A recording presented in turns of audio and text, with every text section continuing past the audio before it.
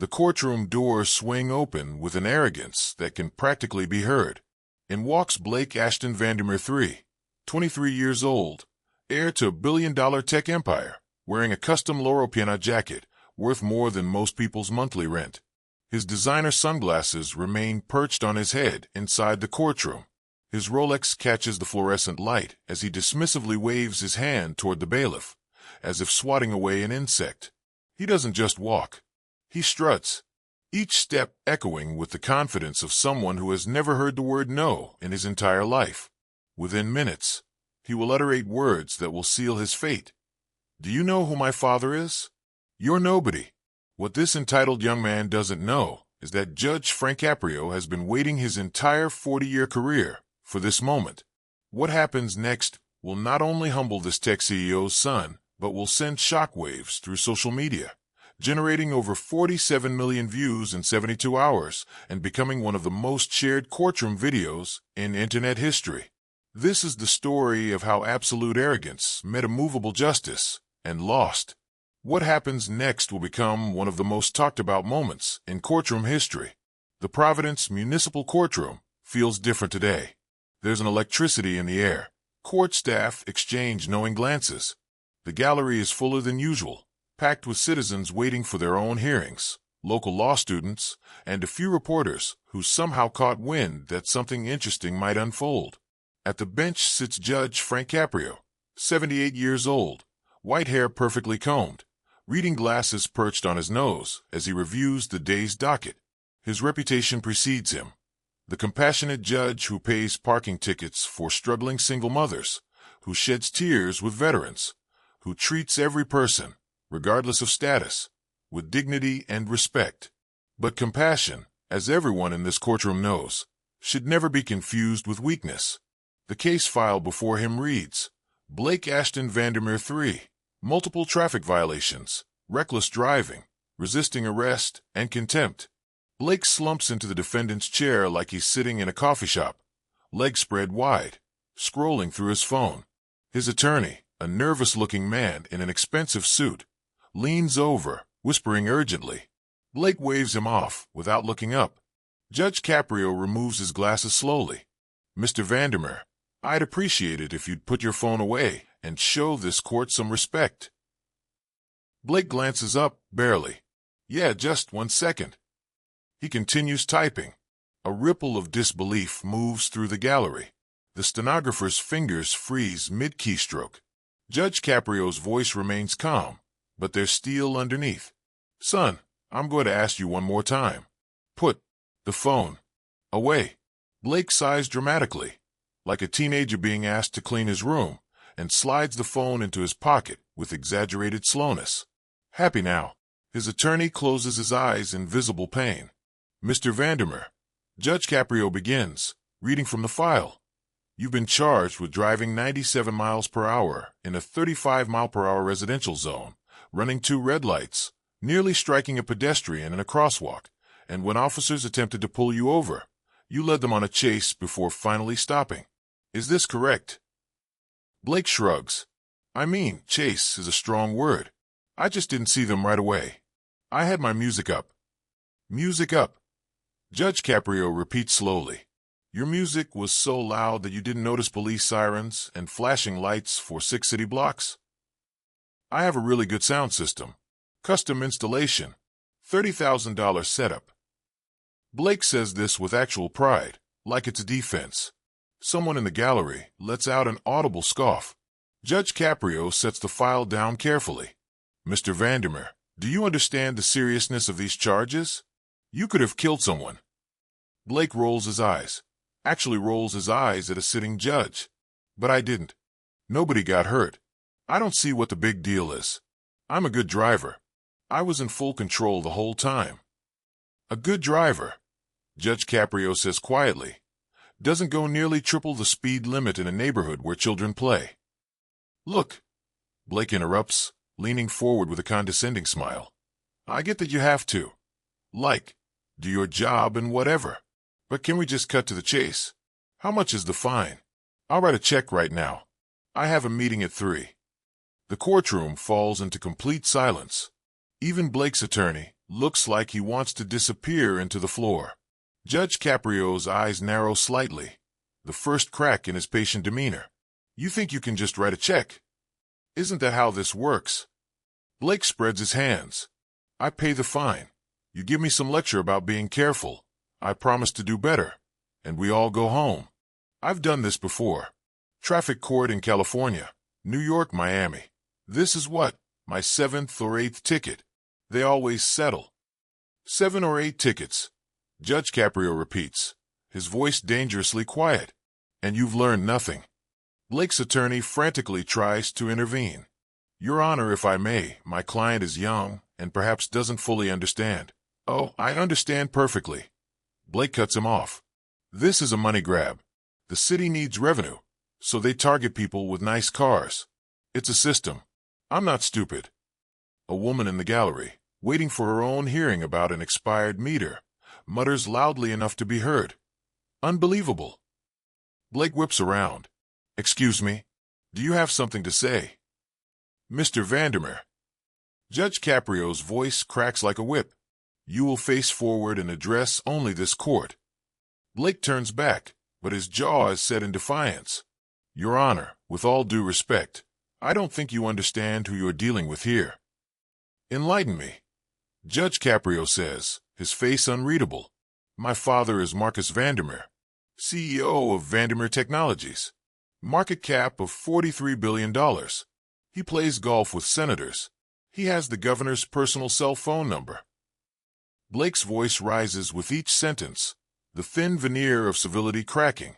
One phone call, and I guarantee you're going to see this very differently. The courtroom erupts in whispers. Judge Caprio sits back in his chair, his expression unreadable. Are you threatening this court, Mr. Vandermeer? I'm not threatening anything, Blake says, his confidence surging now that he's revealed his trump card. I'm just stating facts. My family donates millions to this city. My father funds scholarships, charities, the new children's hospital wing. We're important to Providence. And you're, well, no offense, but you're a municipal court judge. This is traffic court. You handle parking tickets. At 5:23, Blake Vandermeer makes the mistake that will define his immediate future. He stands up, without being dismissed, and buttons his jacket. So here's what's going to happen.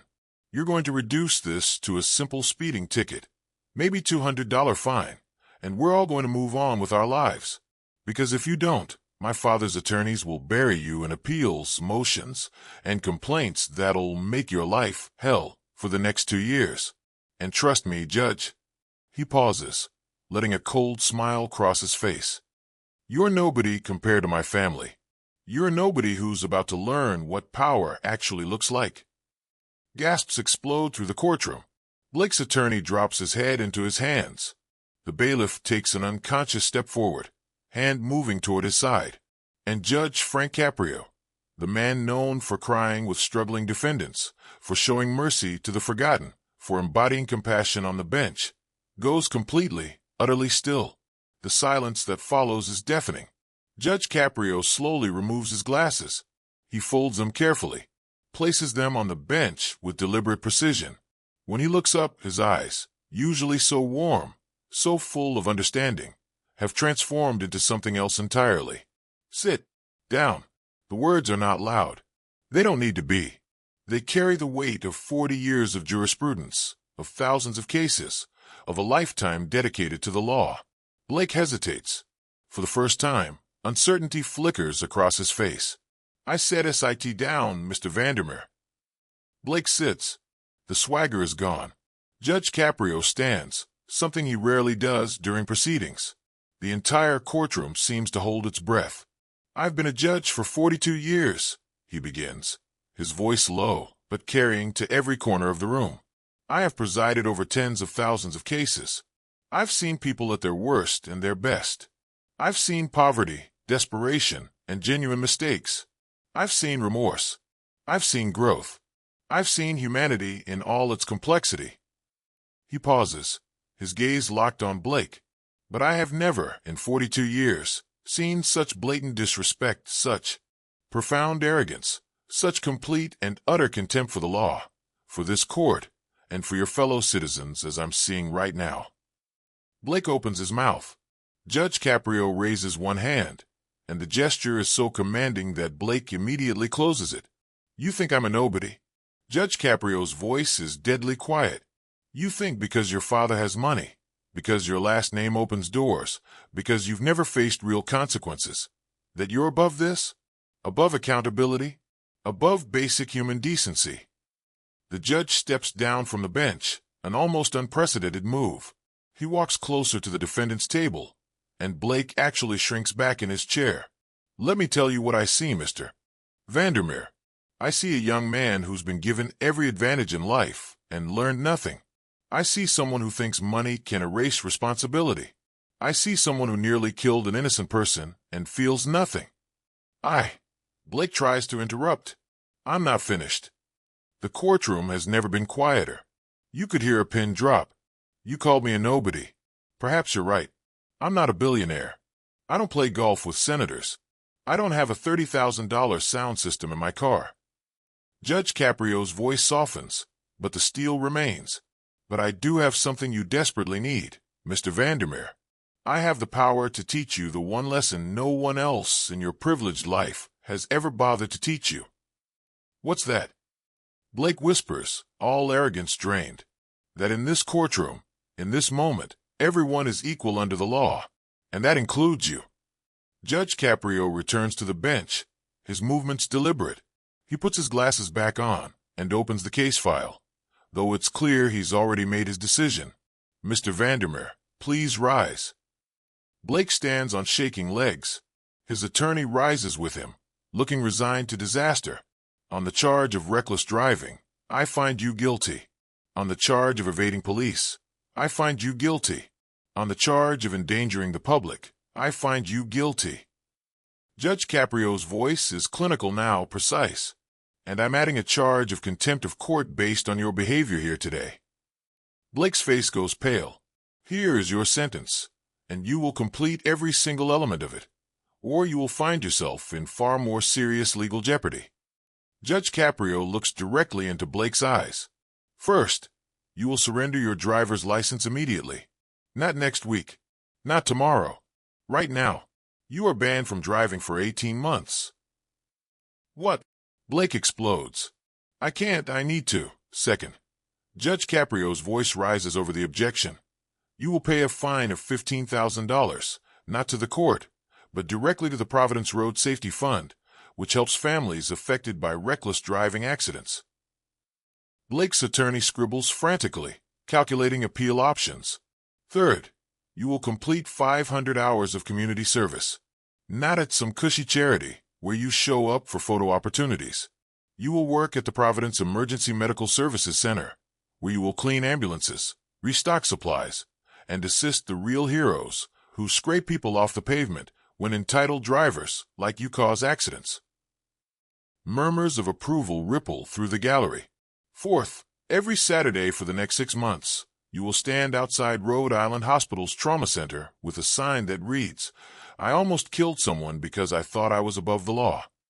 You will do this for 4 hours every Saturday, rain or shine. Blake's mouth falls open. You can't. That's humiliation. That's called accountability, Mr. Vandermeer. Something you've clearly never experienced. But my father, your father, Judge Caprio interrupts, his voice rising for the first time into actual anger, is not here. Your father's money is not here. Your father's connections are not here. You are here. And you are the one who endangered lives. You are the one who showed contempt for the law. And you are the one who will face the consequences. Blake's face crumbles. The reality is setting in. This will ruin me. The media, my reputation, everyone will see. Yes. Judge Caprio says simply, they will. And maybe, just maybe, it will save someone's life when other privileged young people see what happens when you think you're above accountability. Fifth and finally, you will write a personal letter of apology to every single person you endangered during your reckless driving spree. The pedestrian you nearly hit, the officers who risked their lives pursuing you, the families who live on those streets where you treated the speed limit as a suggestion. Real letters. Handwritten. Specific. Sincere. Judge Caprio leans forward. And if you fail to complete any of these requirements, if you miss one Saturday at that hospital, if you write one dismissive letter, if you show one more instance of the attitude you've displayed today, I will hold you in contempt, and you will spend 6 months in the adult correctional institutions. Am I absolutely clear? Blake nods, unable to speak. Tears are actually forming in his eyes. I need to hear you say it, Mr. Vandermeer. Yes, Blake whispers. Yes, Your Honor. I understand. Your license. Now, with trembling hands, Blake removes his wallet and slides out his driver's license. The bailiff comes forward and takes it, placing it in an evidence bag, like a piece of contraband. Court is adjourned. The gavel comes down with the finality of a guillotine blade. The moment Judge Caprio's gavel strikes, the courtroom explodes into applause. Blake stands frozen at the defendant's table, his face a mixture of shock, humiliation, and disbelief. His attorney is already on his phone, presumably calling the senior partners. Blake looks toward the gallery and sees not sympathy, but satisfaction on the faces staring back at him. As he's escorted out by the bailiff to complete paperwork, someone in the crowd shouts, "That's what justice looks like." Another voice, "Respect the law, rich boy." Blake's ears burn red as he's led through a side door. But the real firestorm is just beginning. Someone in the courtroom, a law student with a phone recording the proceedings, uploads the video to TikTok within 15 minutes. The caption, "Rich Tech Air calls Judge Nobody and immediately regrets it. Within 2 hours, 500,000 views. Within 6 hours, 5 million views. Within 24 hours, the video has been shared across Twitter, Instagram, YouTube, and Facebook, accumulating 20 million views across platforms. The hashtags explode. News outlets pick up the story. CNN runs a segment. Local Providence stations camp outside the courthouse. National legal commentators weigh in. Marcus Vandermeer himself, Blake's billionaire father, is forced to issue a public statement. "I am deeply disappointed in my son's behavior and fully support Judge Caprio's ruling. Blake must face the consequences of his actions and learn from this experience. No family's wealth or status places anyone above the law. I apologize to the citizens of Providence and to Judge Caprio for my son's disrespectful conduct." The statement is professional, contrite, and, reading between the lines, absolutely furious. Blake attempts to fight back. He posts on Instagram before his publicist makes him delete it. Kangaroo Court. Activist judge. This is what happens when nobody judges get drunk on power. My lawyers will fix this. The backlash is immediate and brutal. He loses 40,000 followers in an hour. The comments are savage. "You literally called him nobody and now you're shocked? This is the accountability your daddy's money couldn't buy. See you at the hospital every Saturday." His appeals fall flat. Every lawyer his father's firm contacts reviews the case and delivers the same verdict. Judge Caprio's sentencing was well within his legal authority, and given Blake's behavior and contempt charge, any appeal would likely result in an increased sentence from a higher court. Blake is trapped. The first Saturday arrives. News cameras are there, dozens of them. Blake stands outside Rhode Island Hospital's trauma center, holding his sign, his face a mask of misery as dozens of people photograph him, video him, and post his humiliation across the internet. But something unexpected begins to happen at 3:47 in that first Saturday session. A nurse comes out during her break. She walks up to Blake, and everyone expects her to mock him. Instead, she says quietly, "You know why this matters? Last month, a reckless driver hit a family of 4 on Hope Street. The father didn't make it. I was in the trauma bay when they brought him in. His 8-year-old daughter kept asking if Daddy was okay." She walks away, leaving Blake standing there with tears streaming down his face. Blake Vandermeer completes his community service hours at the EMS center. The paramedics are skeptical at first, but slowly, grudgingly, they notice something changing. He shows up on time. He works hard. He asks questions. He listens. One afternoon, he's restocking an ambulance when a call comes in. Serious traffic accident, multiple casualties. The crew scrambles, and Blake, purely on instinct, helps load extra supplies, faster than they've ever seen him move. "Why are you rushing?" one paramedic asks. "Because someone's dying," Blake says quietly, "and every second counts." The paramedic pauses, then nods. Yeah, it does." On his 17th Saturday at the hospital, Blake is standing with his sign when a teenage boy approaches. "Hey, aren't you that guy from the video?" Blake braces for mockery. "Yeah, that's me." "Cool," the kid says. "I was gonna street race my buddy next week. Saw your video. Decided not to. Figured I didn't want to end up like you." He grins. "No offense." Blake laughs, actually laughs. "None taken. That's actually really good. Don't do it. It's not worth it." The kid nods and walks away. Blake realizes something in that moment. His humiliation is saving lives. When Blake's 18 months are finally complete, Judge Frank Caprio calls him back to court for a final hearing. The courtroom is packed again, but this time, the energy is different. Curious, hopeful. Blake stands before the bench, and Judge Caprio studies him carefully. "Mr. Vandermeer, you've completed your sentence. I've reviewed reports from the EMS center. Chief Donnelly says you've been exemplary. The hospital staff says you've shown up every Saturday without fail, even during that ice storm in February." "Yes, Your Honor."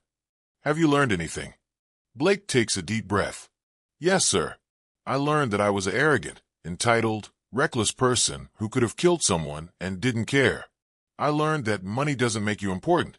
How you treat people does. I learned that guys like the paramedics I worked with, the nurses at that hospital, people who actually help others, those are the people who matter. Not people like me who just exist and consume and think the world revolves around them." Judge Caprio nods slowly. "And what will you do with that knowledge?" "I'm enrolled at Providence College. Pre-med. I'm going to become an emergency room doctor." Blake's voice is steady, sincere. "I'm going to spend the rest of my life helping people I could have hurt." The courtroom falls into complete silence, but this time, it's the silence of respect. Judge Caprio's eyes glisten slightly. "Mr. Vandermeer, your driver's license is reinstated. But more importantly, I think you've finally found something that money can't buy and arrogance can't fake." "What's that, Your Honor?" "Humility, purpose, and the respect that comes from earning it." Judge Caprio stands and extends his hand across the bench, something he's never done before. Blake shakes it, tears in his eyes. "This is what true justice looks like," someone whispers in the gallery, and the courtroom erupts in applause. Judge Frank Caprio returned to his chambers that day and reflected on what had transpired. He gave a statement to reporters. "I don't enjoy humbling young people. I don't take pleasure in punishment. But sometimes, the greatest gift you can give someone is accountability, real, meaningful consequences that force them to see beyond themselves." Blake Vandermeer came into my courtroom thinking he was above the law. He left it learning that no one is, and that lesson might have saved his life, or someone else's life down the road. That's what makes this job worth doing. The video of Blake's original hearing has now surpassed 47 million views across all platforms. It's used in law schools to discuss judicial discretion. It's shown in high school driver's education classes as a cautionary tale. It's become a cultural touchstone about privilege, accountability, and justice. Blake himself, now in his 3rd year of medical school, occasionally speaks to youth groups about his experience. He always starts the same way. "My name is Blake Vandermeer, and I once told a judge he was nobody. Turned out, I was the one who was nobody. Let me tell you how a good man taught me to become someone worth being." This story teaches us that money cannot buy character, integrity, or respect. True power lies not in wealth, but in how we treat others. Accountability is not punishment. It's an opportunity for growth. Compassion without consequences is enabling. Consequences without compassion is cruelty. Judge Caprio gave both. One moment of humility can change the entire trajectory of a life. If the story moved you, share it with someone who needs to hear this message about respect, accountability, and second chances. What would you have done if you were Judge Caprio? Was his sentence too harsh, too lenient, or exactly right? Comment below and let's discuss. And if you believe in justice that doesn't just punish, but transforms, hit that subscribe button. These stories matter. These lessons matter. You matter. Because in the end, we're all equals in the courtroom of life, and the verdict is up to us.